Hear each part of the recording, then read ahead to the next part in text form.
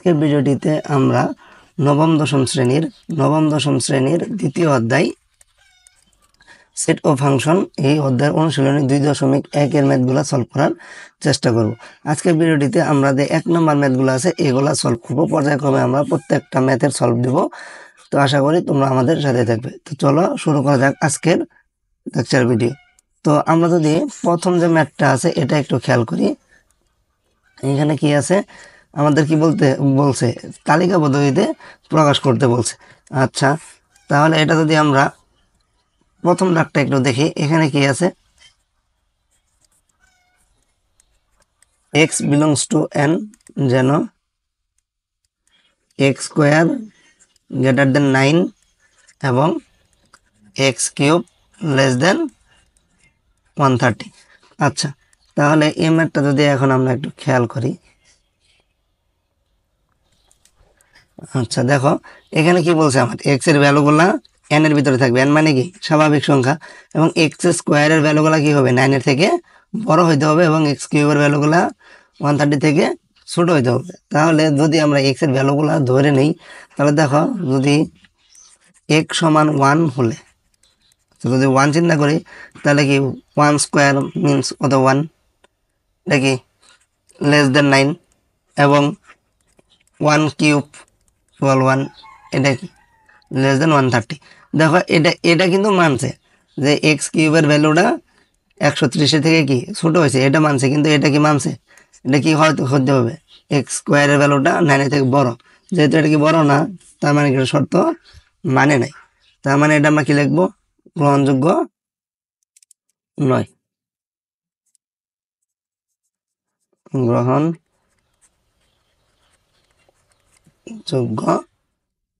নয়।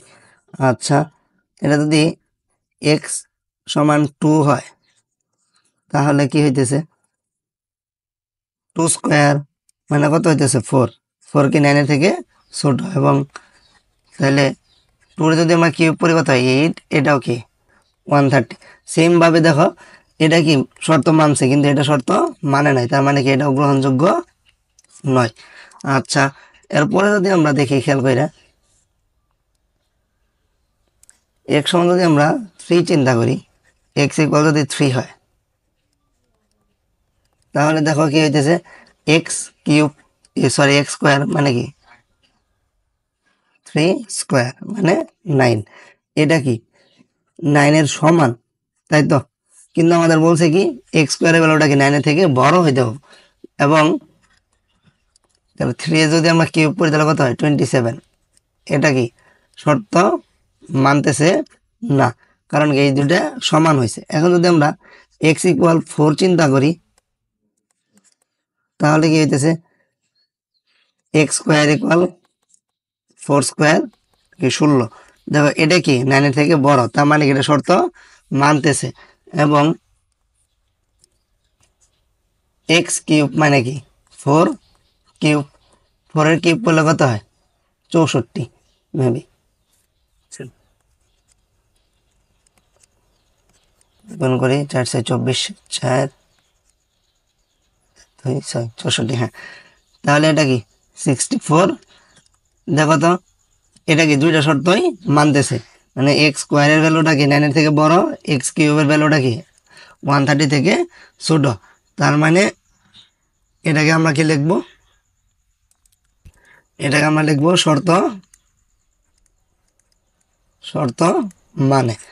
আচ্ছা, এটা যদি আমরা x সমান 5 চিন্তা করতাম, তাহলে কি হইতো এক্স স্কোয়ার মানে কি 5 স্কোয়ার 25 গ্রেটার দেন 9। তাহলে যদি আমরা 5 কিউব চিন্তা করি, 5 কিউব মানে কি 125, এটা কি 130 থেকে ছোট, এটা কি শর্ত মানতেছে। তো x সমান যদি আমরা 6 চিন্তা করি, তাহলে দেখো 6 স্কোয়ার 36, 9 থেকে বড়, এটাও মানছে। কিন্তু 6কে যদি আমরা কিউব করি তাহলে কত হয়, তার মানে কি 6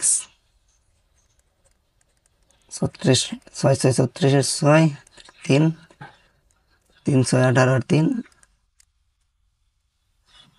21 216, তাই তো? আচ্ছা, তাহলে এই 216 কি 130 থেকে বড় হয়ে গেছে, তার মানে কি এটা শর্ত শর্ত মানে না। আশা করি বুঝতে পারছো। তাহলে এটা কি শর্ত মানতেছে না, আর কি এই তিনটাও শর্ত মানে নাই। তাহলে শর্ত মানছে কি আমার শুধু এই দুইটা, এইটা আর এটা। তাহলে আমাদের এক্স এর ভ্যালুটা কি কি হবে? তাহলে নির্ণয় সেট, অতএব নির্ণয় সেট কি হবে? শুধু 4 আর 5, কারণ এই দুইটাই কি শর্ত মানছে। তাহলে আশা করি পুরো ম্যাথটা তোমরা বুঝতে পারছো। আচ্ছা, এরপরে যে ম্যাথগুলো আছে এগুলো যদি আমরা একটু খেয়াল করি। আচ্ছা,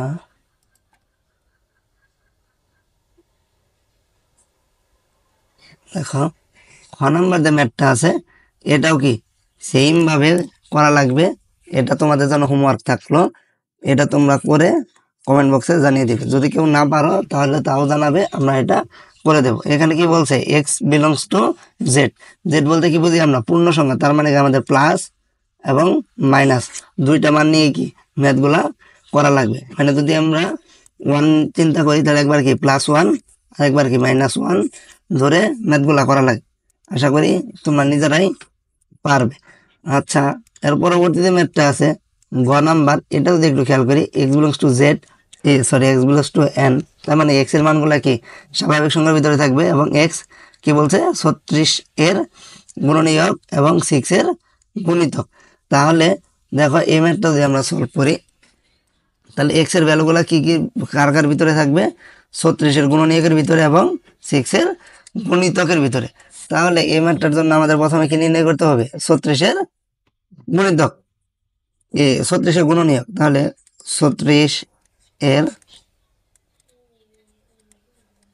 গুণনীয়ক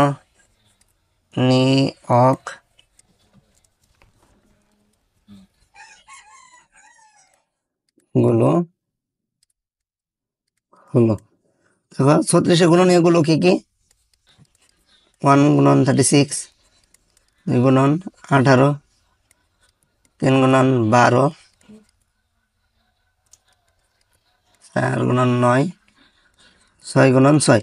আচ্ছা, এই এই যে প্রত্যেকটা মান, এই প্রত্যেকটা মান হলো কি 36 এর গুণনীয়ক। গুণনীয়ক বলতে কি বুঝি আমরা? যেসব সংখ্যা দ্বারা কোনো সংখ্যা নিঃশেষে বিভাজ্য হয় ওইগুলো হলো ওই সংখ্যার গুণনীয়ক। তাহলে 36 এর গুণনীয়ক গুলা কি কি পাইতেছি আমরা? 1, 2, 3, 4, 6, 9, 12, 18 এবং 36। এগুলো হলো কি 36 এর গুণনীয়ক।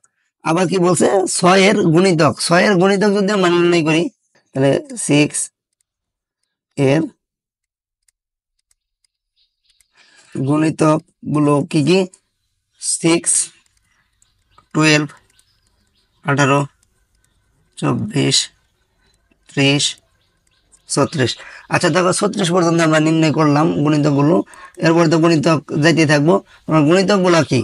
কোনো সংখ্যার যে কোনো সংখ্যা দ্বারা গুণ করলে যে ভ্যালুটা পাওয়া যায় ওটা হলো এই সংখ্যার গুণিতক। এখন দেখো আমার বলছে কি ম্যাথটাতে যে এক্স এর ভ্যালুগুলা কি কি হবে? 36 এর গুণনীয়ক এবং 6 এর গুণিতক। তাহলে এই দুটার ভিতরে কমন কোনগুলো আছে? এই 6, 6, 12, 12, এই 18, 18, 36, 36। তাহলে আমার মান হবে, সেটটা কি হবে? অতএব নির্ণয় সেট, এটা কি দুইটার ভিতরে কমন যেগুলো আছে ওইগুলা হবে কি আমার নির্ণয় মান। তার মানে 6, 12, 18, 36, এটা হবে কি আমার অ্যান্সার। আশা করি এই ম্যাথটাও তোমরা সকলেই বুঝতে পেরেছ। আচ্ছা, এরপরে যে ম্যাথটা আছে ঘ নাম্বার ম্যাথটা, এটা যদি আমরা দেখি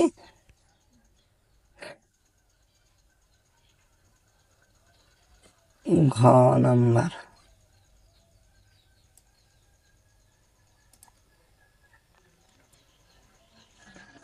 দেখো এখানে কি আছে? X belongs to N, x কিউবের ভ্যালুটা কি 25 এবং এক্স টু দি পাওয়ার 4 এর ভ্যালুটা কি 264। দেখো এই ম্যাথটাও কি এই ক নাম্বার ম্যাথের মতোই। তো আশা করি তোমরা এই ম্যাথটা পারবে। তো আজকের ভিডিওটা এই পর্যন্ত, পরবর্তী ভিডিওগুলোতে আমরা বাকি যে ম্যাথগুলো আছে এগুলো সলভ করার চেষ্টা করব। ধন্যবাদ সবাইকে।